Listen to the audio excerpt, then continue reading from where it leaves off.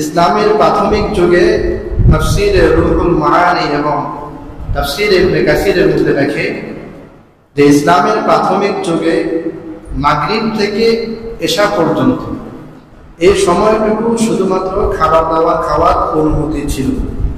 এশার পর থেকে আবার সারা রাত সারা দিন রোজা। তাহলে আমরা যদি হিসেব করি তাহলে আমরা দেখি প্রায় 23 ঘন্টা রোজা ছিল। 23 ঘন্টা, কারণ মাগরিব থেকে এশা পর্যন্ত 1 ঘন্টা বা 1.5 ঘন্টা, বাকি আপনার 22 থেকে 23 ঘন্টা ইসলামের প্রাথমিক যুগে রোজা ছিল। এর ফলে সাহাবায়ে কেরাম অনেক কষ্টে তারা দিন যাপন করতে লাগলেন, যে সারা রাত রোজা সারা দিন রোজা। সাহাবায়ে কেরাম ক্লান্ত হয়ে যাচ্ছেন।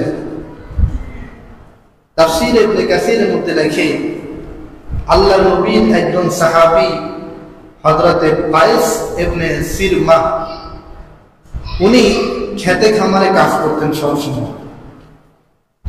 খেতে খামারে কাজ করতে করতে তিনি ক্লান্ত হয়ে গেলেন। ক্লান্ত হয়ে কায়েস ইবনে সিরমা বাড়িতে আসলেন মাগরিবের সময়। বাড়িতে এসে দেখে ইফতারি কোনো আইটেম নেই, ইফতারি করার মতো কোনো কিছুই নেই। তিনি তার স্ত্রীকে বললেন যে ইফতারি করার মতো কিছুই কি ঘরে নেই? স্ত্রী জবাব দিল যে ঘরে ইফতারির মতো কোনো কিছুই নেই। তখন তিনি সারাদিন খেতে খামারে কাজ করার কারণে একটু বিশ্রাম করলেন, সাথে সাথে ঘুমিয়ে পড়লেন। ঘুম থেকে উঠার পর দেখে এশারের ওয়াক্ত হয়ে গেছে। তখন তার স্ত্রী তার জন্য একটু খাবার বানিয়ে নিয়ে আসলেন ইফতার করার জন্য। এশারের ওয়াক্ত যেহেতু হয়ে গেছে, এখন আর খাওয়া যাবে না তখনকার নিয়ম অনুযায়ী। তখন তিনি আর খাইলেন না, না খেয়ে সারা রাত রোজা রাখলেন, সারাদিন রোজা রাখলেন। সারাদিন যখন তিনি রোজা রাখলেন, রোজার ক্লান্তিতে তিনি আবার মাঠে কাজ করেন, দুটো মিলে তিনি ক্লান্ত হয়ে বেহুশ হয়ে গেলেন।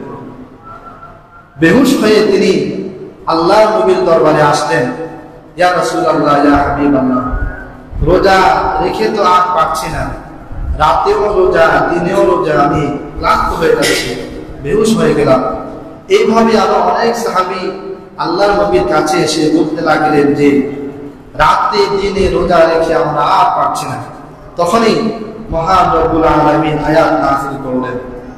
আয়াত নাযিল করে পৃথিবীর সব মানুষের জন্য রোজাকে শিথিল করে দিলেন, যে এখন থেকে দিনে রোজা হবে, রাতে ইফতার, রাতে খাবার দাবার হবে, রাতে সাহরি হবে, রাতে আর কোনো রোজা নেই। তখন থেকেই দিনে রোজা চালু হয়েছে, রাতের রোজা বন্ধ হয়েছে।